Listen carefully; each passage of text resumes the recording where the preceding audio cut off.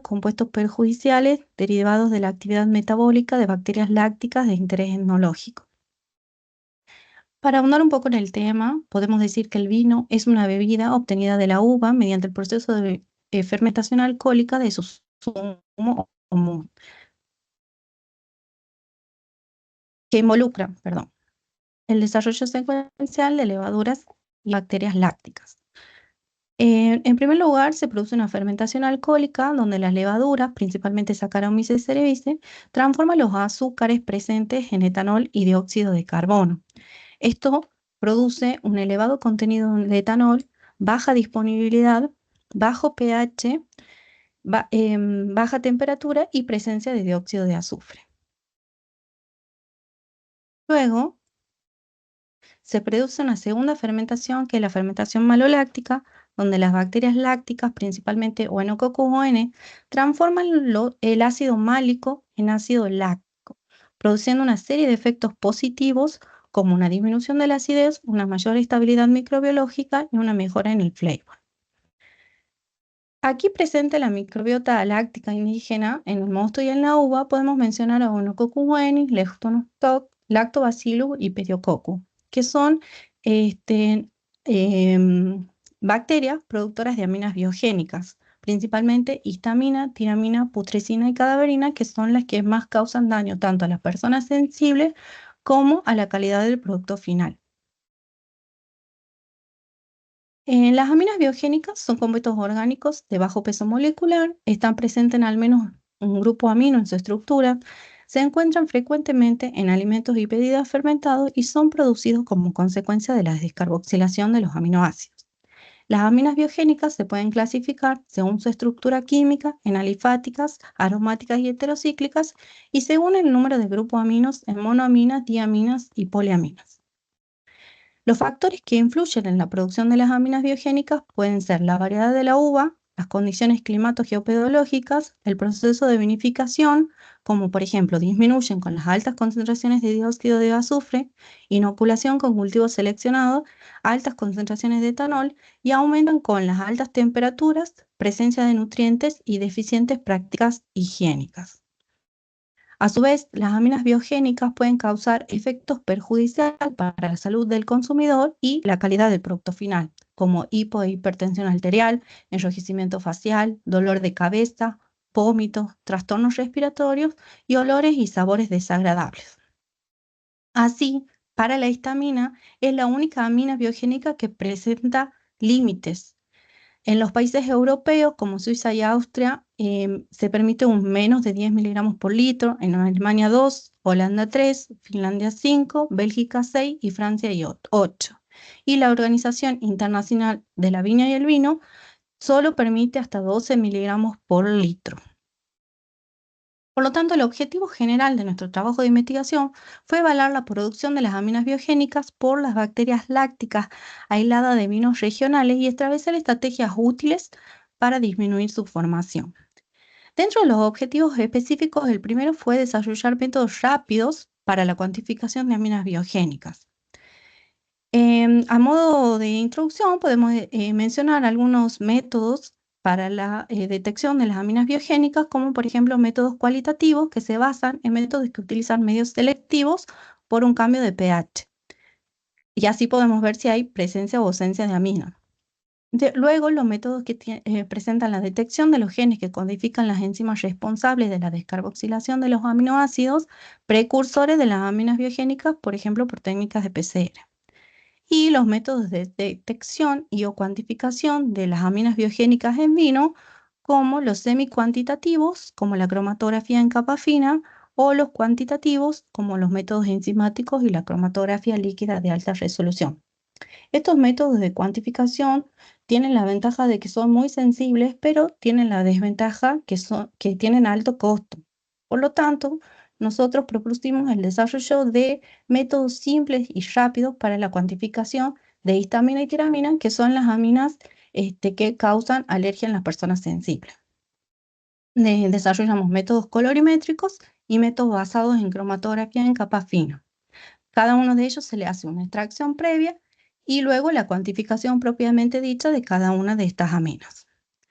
Las muestras fueron de vino tinto regional, de varietal Malbec, de la zona de Tafí del Valle, de Colaleo del Valle, que es una zona vitivinícola de alta montaña en el norte de Argentina.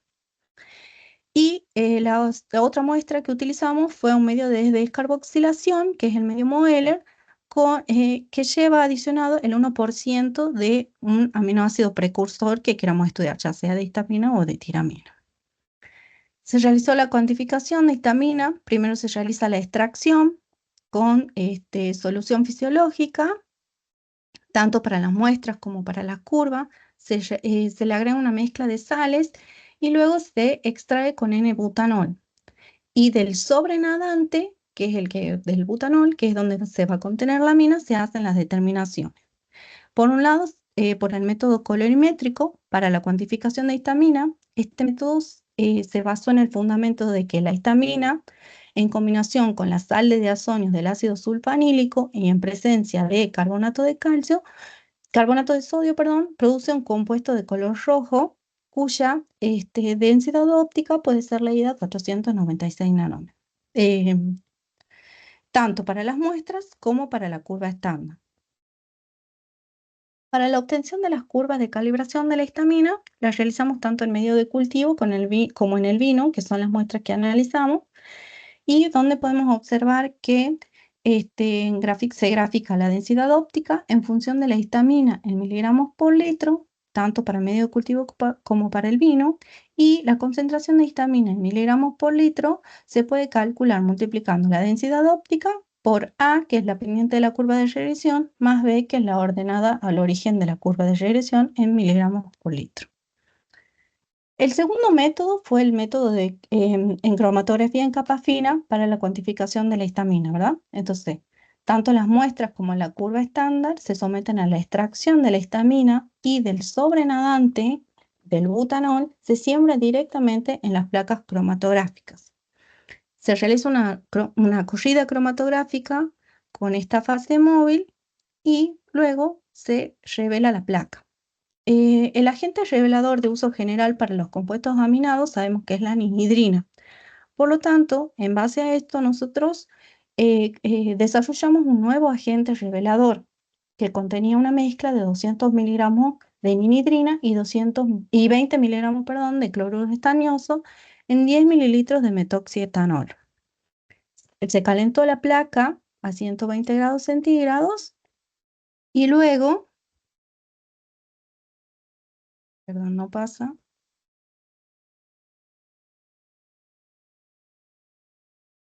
y luego se obtiene una mayor nitidez y una mayor intensidad, donde podemos observar acá en esta zona a un RF de 0,26, que es la zona de aparición de la histamina. Y así las placas luego se van a fotografiar inmediatamente con una cámara y se almacenan como archivos JPG para ser analizadas luego mediante un procesamiento de imagen con el programa ImageJ. De esta manera, aquí podemos observar que a mayor intensidad se va a producir, perdón, a mayor intensidad vamos a obtener mayores picos que corresponden a un mayor número de píxeles y de esta manera, con estas concentraciones, calculamos la curva estándar, donde en el eje de las X tenemos el área en píxeles por 10.000 y en el eje de las Y la concentración de histamina por microgramo. Y así calculamos una fórmula para determinar la concentración de histamina en microgramos por mililitro, multiplicando A, que es el área en píxeles, por A, que minúscula, que es la pendiente de la curva de regresión, más B, que es la ordenada al origen, todo dividido en el volumen de siembra. Pero para esto también necesitamos entonces validar los métodos. Lo que se hizo para el caso de la histamina es compararlo con un método inmunoenzimático para el análisis cuantitativo de histamina, que es el ELISA, mediante un kit comercial, y se calculó la recuperación de histamina añadida. Entonces se añadieron cantidades conocidas de dicloruro de histamina, tanto en medio de cultivo como en vino, en una concentración entre 0 y 80 miligramos por litro. Y se realizaron las cuantificaciones tanto para el método colorimétrico, para como la cromatografía y para el método de lista. Después obtuvimos los resultados de esta recuperación. Entonces, para la correlación entre el método colorimétrico y el método de lista, donde en el eje de las Y podemos ver que graficamos en el eje de las X, perdón, la concentración de histamina en miligramos por litro, y en el eje de las Y la concentración de histamina en miligramos por litro para el método primero, tanto en medio de cultivo como en vino. De acuerdo a la obtención de los R cuadrados, que los dos son 0,99, obtuvimos una recuperación del 96 y del 98%, disculpen, no pasa, del 98% respectivamente.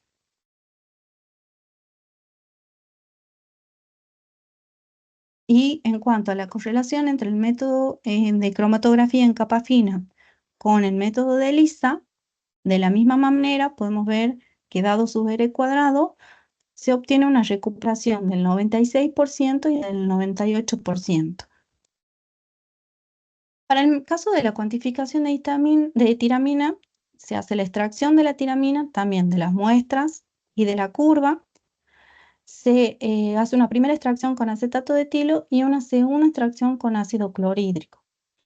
Y se remueve el sobrenadante, y de la solución acuosa, que es del ácido clorhídrico, que es la que contiene la tiramina, se hacen las determinaciones posteriores. Primero por el método colorimétrico, donde el fundamento se basa en que la tiramina, junto con el ácido nitroso 2-naftol, generan un compuesto de color amarillo cuya densidad óptica puede ser leída a 450 nanómetros, tanto para las muestras como para la curva estándar. Aquí podemos ver la obtención de las curvas de calibración para el método de tiramina, tanto en medio de cultivo como en vino. En el eje de las X, la DO, y en el eje de las Y, la concentración de tiramina en miligramos por litro. Por lo tanto, la concentración de tiramina en miligramos por litro se puede calcular multiplicando la DO, que es la densidad óptica, por A, que es la pendiente de la curva, más B, que es la ordenada al origen. Y en el caso del método cromatográfico en capa fina, para la cuantificación de tiramina, tanto para las muestras como para la curva estándar, se realiza la extracción de tiramina. En este caso, solo hasta acetato de etilo hacemos la extracción y se siembran directamente sobre la placa. Se realiza la corrida cromatográfica en la misma fase móvil que fue utilizada para la histamina, el revelado con el nuevo agente revelador, y podemos observar en este caso que la zona de aparición de la zona de aparición de tiramina en este caso. Nuevamente se fotografía y se analiza con el método de ImageJ y se obtiene la curva estándar, el área en píxeles por 10.000 en función de la concentración de tiramina en microgramos, donde la concentración de tiramina en microgramos por mililitro se puede calcular por A más B sobre B, que es el volumen de siembra. Para validar este método, se comparó con una cromatografía líquida de alta resolución y se calculó la recuperación de tiramina añadida. Entonces se añadieron cantidades conocidas de tiramina, tanto en medio de cultivo como en vino, hasta una concentración final entre 0 y 80 miligramos por litro, y se cuantificó la tiramina por los tres métodos para ver si había una buena correlación. De acuerdo a los resultados, podemos observar, de acuerdo a sus R cuadrados, cuando se grafica la concentración de tiramina en el eje de las X por el método de HPLC, tanto en medio de cultivo como en vino, y en el eje de las Y, la concentración de tiramina para el método colorimétrico, hay una buena correlación de acuerdo a su R cuadrado. Entonces, por lo tanto, en este caso hubo una recuperación del 100% para ambos métodos. Y en el caso de tiramina por HPLC comparado con la cromatografía en capa fina, también obtuvimos una recuperación del 100%. Además, lo que se hizo en este ensayo es evaluar si es que había alguna interferencia tanto de aminoácidos como de aminas. Entonces se prepararon soluciones de aminoácidos agrupados de acuerdo a su grado de solubilidad y a una serie de aminas como triptamina, putrescina, cadaverina, agmatina y tiramina y histamina, sea cual fueren los métodos, y se realizó la extracción para cada solución y se aplicaron las técnicas tanto para histamina como para tiramina. En este caso, pudimos observar que después de aplicar los métodos de extracción para la histamina y la tiramina, para las soluciones de aminoácidos y aminas ensayadas, los métodos colorimétricos para histamina y tiramina, con el reactivo de sulfonato de parafenildiazón y con el reactivo de nitrosonaptol, se produce un valor de absorbancia muy cercano al blanco. Y cuando se realiza el método de la cromatografía en capa fina para para ambas aminas, después de la separación cromatográfica, los aminoácidos y las aminas ensayadas no se visualizaron en las placas. Entonces, por lo tanto, podemos decir que estos resultados podrían confirmar que los procedimientos de extracción acoplados a los métodos analíticos desarrollados permiten la determinación selectiva tanto de histamina como de tiramina. Esta primera objetivo dieron lugar a estas dos publicaciones en el 2019 y la siguiente en el 2022 en la revista American Journal of Phenology and Viticulture. Después nos planteamos un segundo objetivo que era seleccionar e identificar bacterias lácticas aisladas de bodega de Tucumán potenciales productoras de estas aminas biogénicas. Las muestras de las bacterias, de los aislados, se realizaron de los vinos tintos, Malbec y Cabernet, de la misma zona, de Colalao del Valle, pero en este caso de dos bodegas diferentes, Arcas de Tolomón y Río de Arena. Lo que se hizo son seleccionar 30 aislados y se activó NMLO jugo de tomate, que es un medio que es óptimo para las bacterias lácticas y hasta obtener un cultivo activo. Luego se realizó una selección presuntiva de bacterias lácticas de las muestras regionales y una identificación fenotípica preliminar. Para la identificación preliminar se tuvo en cuenta observación microscópica, determinación del carácter gram, presencia de enzimas catalasa y metabolismo fermentativo. De estos 30 aislados nos quedamos con 11, que eran bacilos, gram positivo, catalasa negativo y heterofermentativos. Luego se realizó la detección de los microorganismos potencialmente productores de aminas biogénicas. De estos 11 aislados se realizó la inducción de las enzimas descarboxilantes con el medio MRS, con la adición de 0,1% de cada uno de los aminoácidos precursores. En este caso, probamos con tirosina, histidina, lisina, arginina y ornitina. Y se realizan los ensayos de descarboxilación. Los medios de descarboxilaciones poseen un viraje de indicador de pH y los aminoácidos precursores. Entonces, al cultivo activo inducido se hizo crecer en caldo de cultivo Moeller y en medio sólido Maijala. Se incubaron a 28 grados centígrados durante 96 horas y de esta manera podemos ver aquí los resultados de la descarboxilación de los aminoácidos. Acá tenemos los aislados, los 11 aislados y los diferentes aminoácidos. De acuerdo a estos resultados podemos ver que 5 de estos aislados no descarboxilaron ningún tipo de aminoácidos. 4 produjeron la descarboxilación de todos los aminoácidos y analizando tirosina y histidina, 4 son los que descarboxilan estos dos aminoácidos y solo 2 descarboxilan tirosina.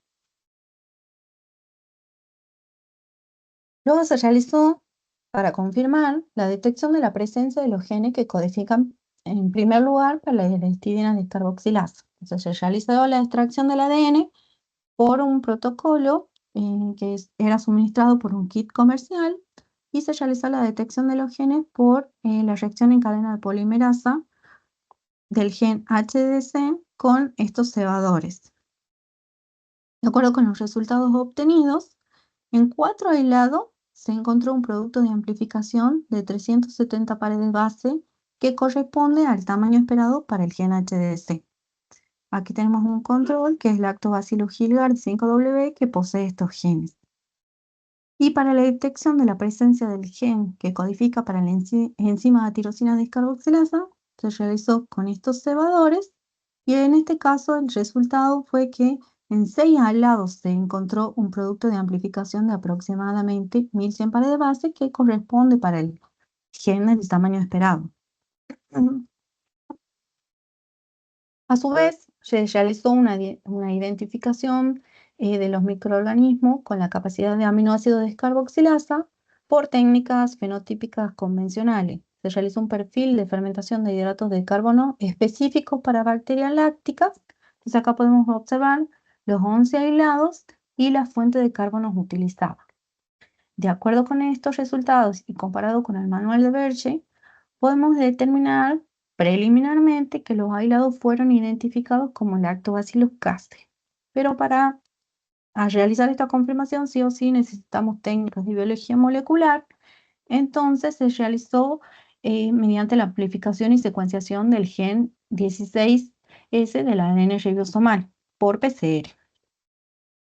Entonces los resultados obtenidos de la identificación genotípica nos dieron que todos los aislados fueron identificados como Lactobacillus paracasei. El porcentaje de homología de las secuencias fue del 99 y 100% con secuencias de cepas depositadas en la base de datos de GenBank. A su vez se realizó también la tipificación genética de las cepas mediante la técnica del RAPID usando el cebador M13. Los patrones fueron analizados aplicando el método de UPGMA y el índice de similitud de Pearson con el programa Bionumerics.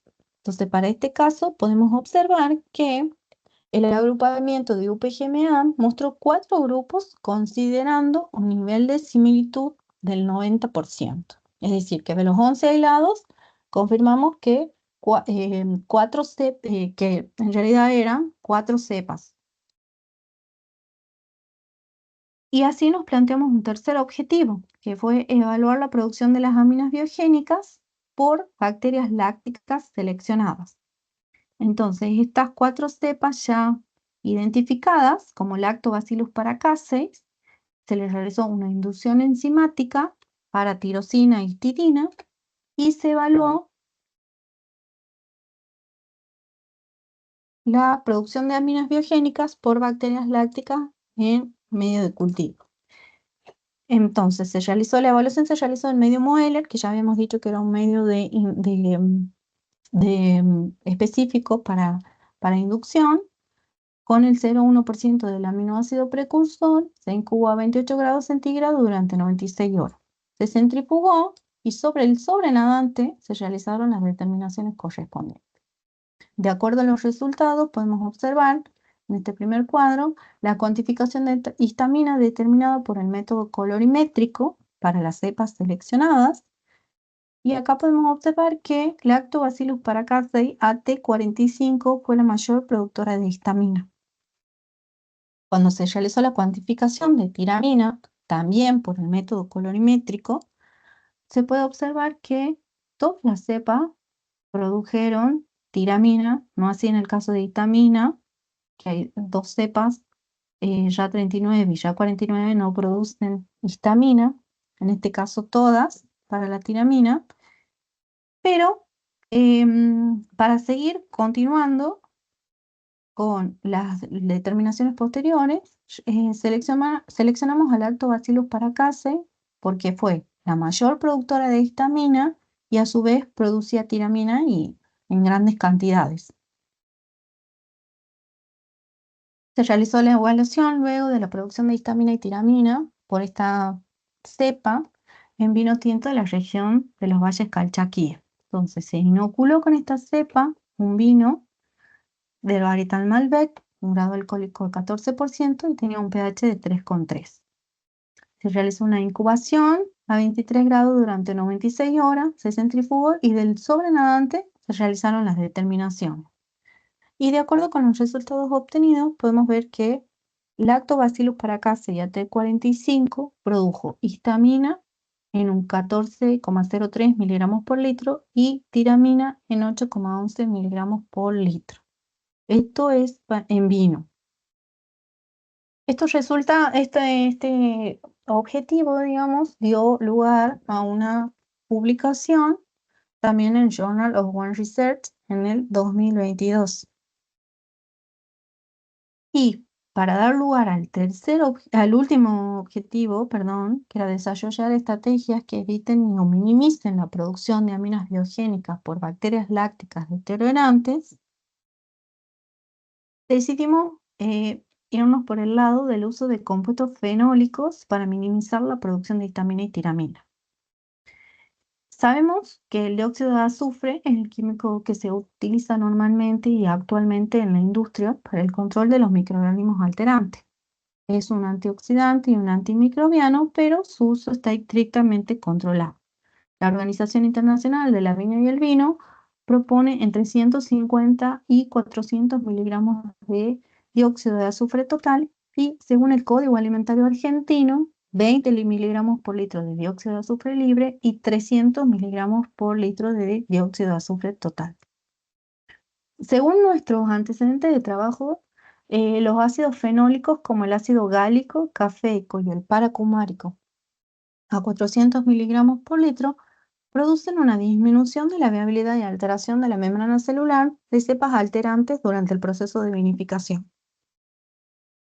Por lo tanto, podemos decir que los compuestos fenólicos son metabolitos secundarios de las plantas, se localizan en todas las partes de las plantas, principalmente en la piel de las frutas y de las semillas. Se clasifican en flavonoides y no flavonoides, y dentro de los no flavonoides tenemos a los ácidos fenólicos. Los ácidos fenólicos tienen propiedades antiinflamatorias, anticolesterolémicas, antimutagénicas, anticaries, antioxidantes y antimicrobianas, que es la actividad que a nosotros nos interesa.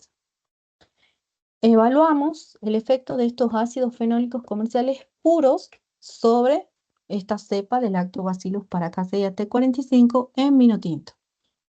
Entonces, el cultivo ya activo se inoculó en vino control y también en un vino con el agregado del ácido gálico, cafeico y paracomárico de manera individual a 400 miligramos litro.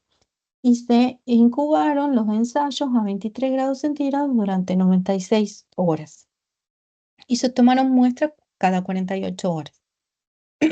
Luego se procedió a la evaluación de la viabilidad microbiana mediante el recuento de las colonias en medio sólido y la concentración de aminas biogénicas por los métodos colorimétricos que ya hemos desarrollado y hemos nombrado. Los resultados aquí mostrados demuestran el efecto de los ácidos fenólicos puros a 400 miligramos litros sobre Lactobacillus paracasei en vino tinto. Entonces tenemos el vino control, podemos observar que la viabilidad se mantiene hasta las 96 horas, que es hasta el tiempo de ensayo. Y que a las 96 horas se produce la máxima concentración tanto de histamina como tiramina de 15,03 y 7,87 miligramos por litro respectivamente. Al agregar el ácido gálico se produce una disminución de 5,03 unidades logarítmicas. A su vez podemos observar que disminuye la concentración de histamina y no se detecta concentración de tiramina. Cuando se agrega el ácido cafeico, también disminuye 5,48 unidades logarítmicas y al agregar el ácido paracumárico, por ejemplo, podemos observar que no se detecta viabilidad a las 96 horas de incubación. Disminuye de la misma manera la concentración de histamina con el agregado del ácido cafeico y con el agregado del ácido paracumárico a las 96 horas no se detecta producción. Y de la misma manera que al añadir ácido gálico, cafeico, paracumárico no se detecta producción de tiramina. De acuerdo a estos resultados, decidimos seguir trabajando con el ácido paracumárico, que era el ácido que produce un mayor efecto tanto en la viabilidad del microorganismo como en la concentración de histamina. Entonces se decidió evaluar el efecto conjunto entre el ácido paracumárico y el metabisulfito de sodio sobre la viabilidad y la producción de histamina y tiramina del Lactobacillus paracasei en vino tinto. El objetivo es minimizar al máximo la producción de aminas producidas por el microorganismo determinante y tratar de reducir y o eliminar el uso del metabisulfito de sodio, que es el que se utiliza actualmente en la industria. Entonces, un cultivo activo inducido se inoculó en vino y se realizó la técnica del tablero de ajedrez. Al vino se inoculó con ácido paracumárico en 0, 50, 100, 200 y 400 miligramos por litro, y por otro lado también con metabisulfito de sodio en 0, 20, 40, 60 y 80 miligramos por litro, ya sea de manera individual y en todas sus posibles combinaciones entre el ácido paracumárico y el metabisulfito. Se tomaron muestras a distintos tiempos y se realizaron determinaciones de viabilidad microbiana mediante el recuento de colonias en medio sólido y concentración de aminas biogénicas de histamina y tiramina por los métodos colorimétricos nuevamente. Acá podemos observar la técnica del tablero de ajedrez, donde la droga B es el metabisulfito de sodio en 80, 60, 40 y 20, y la droga A la tenemos aquí, que es el ácido paracumárico, 0, 50, 100, 200 y 400 miligramos por litro. Entonces acá tenemos todas las combinaciones, y acá donde la droga B es 0 tenemos las concentraciones de A pura, y donde la droga A es 0 tenemos las concentraciones de la droga B pura. Y C es el control sin el agregado de ninguna droga. Recordando que para el control, la concentración de histamina y tiramina calculada fue de 14,35 y 8,15 miligramos por litro respectivamente. Se realizó la determinación de los valores de concentración inhibitoria mínima en 200 de manera individual, digamos, para la droga A, 200 miligramos por litro, para la droga B fue de 40 miligramos litro, y para la combinación, que fue de 100 miligramos litros del ácido paracumárico y 20 miligramos litros del metabisulfito de sodio. Luego se calculó la concentración inhibitoria fraccional para A y para B, donde, por ejemplo, la concentración inhibitoria fraccional de A sería la concentración de A en la CIM, es decir, en la concentración inhibitoria mínima, para la mezcla, digamos, y dividido en la concentración de A en la CIM de A. Y de esta manera se puede calcular el índice de concentración inhibitoria fraccional. Este índice nos dice si las combinaciones pueden ser sinérgicas, aditivas o antagónicas, según el valor. De acuerdo a los resultados obtenidos, podemos observar que calculando la CIM de los compuestos, nuestro índice de concentración inhibitoria fraccional es 1, por lo tanto, la interacción fue aditiva. Además, lo que se hizo fue también calcular la concentración de histamina y tiramina producida en esta combinación para 100 y para la mezcla de 100 y de 20, y no se detectó producción de histamina y tiramina. Y adicionalmente, decidimos realizar en esta combinación, que si bien no producía la muerte de la inhibición celular, pero sí decidimos calcular, ver qué es lo que pasaba con la concentración de histamina y tiramina, y para esta combinación, que era menor que la CIM, nos dio que el microorganismo no producía histamina y tiramina en esas condiciones. Estos resultados dieron lugar a una publicación aquí en el American Journal of Ethology and Viticulture el año pasado.